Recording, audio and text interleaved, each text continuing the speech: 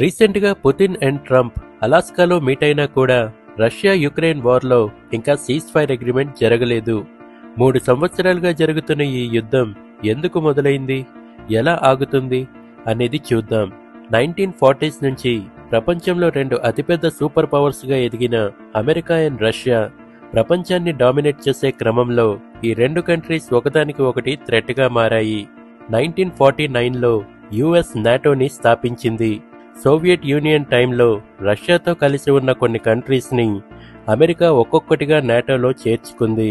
1991లో America మరియు నాటోని Russia ఒక థ్రెట్గా భావించింది.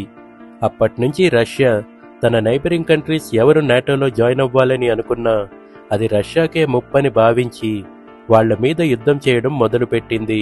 2022లో యుక్రెయిన్ కూడా నాటోలో జాయిన్ అవుతుందనే వార్తలు రావడంతో రష్యా యుక్రెయిన్ మీదకి యుద్ధానికి వెళ్ళింది. యుక్రెయిన్ మేము నాటోలో జాయిన్ అవ్వము అని ఒక అగ్రిమెంట్ చేసుకుంటే 3 సంవత్సరాల నుంచి జరుగుతున్న ఈ రష్యా యుక్రెయిన్ వార్ వెంటనే ఆగిపోతుంది. చైనా రాత్రికి రాత్రే పాకిస్తాన్లో తమ మిలిటరీని మోహరిస్తే అప్పుడు ఇండియా ఏం చేస్తుందని అనుకుంటున్నారు? ఇండియా ఇమీడియట్గా పాకిస్తాన్ని అటాక్ చేస్తుంది. ఇప్పుడు రష్యా చేస్తుంది కూడా అదే. దీని మీద మీ ఒపీనియన్ని కమెంట్స్లో రాయండి.